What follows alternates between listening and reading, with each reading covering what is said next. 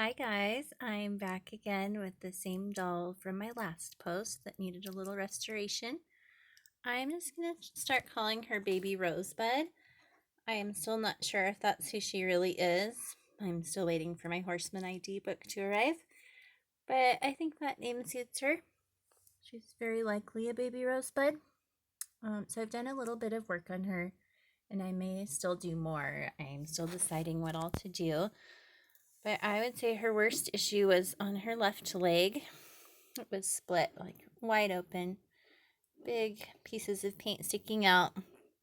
So what I did was I took wood putty, the kind that you would use to fix your doors at home, and I just filled in that crack.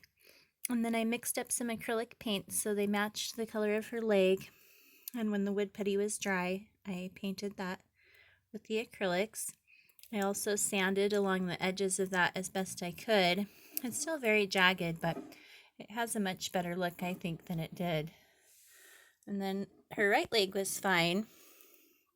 Then her arms are just full of cracks, horizontal cracks.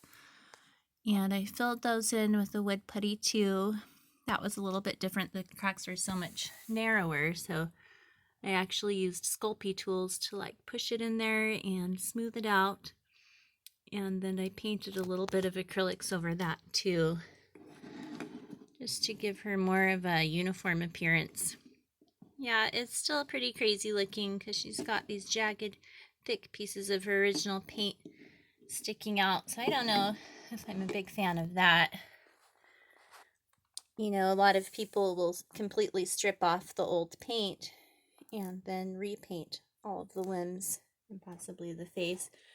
I am afraid to do that. I have never done that. I don't want to destroy her. So it's just trying to do the minimal amount possible to make her look appealing to me. And I'm still thinking maybe I'll strip the paint off if I can get over my fear. I did a tiny bit of work to her face because it's full of crazing. I just like rubbed a little bit of acrylic paint that I mixed to match her into those cracks with a paper towel, just very lightly. And I still could do more too. But her bright pink cheeks are already there. Those are original and they're so cute. And then another big change I made was her wig, because as you can see in the last video, she had a synthetic replaced wig on, which was really pretty on her, but it was really long and just not the right material that she would have had originally. So I found this cute little mohair wig on eBay, and I got a pretty good deal on it, and it was like very light, pale, almost white mohair and very frizzy. So I dyed it slightly darker blonde.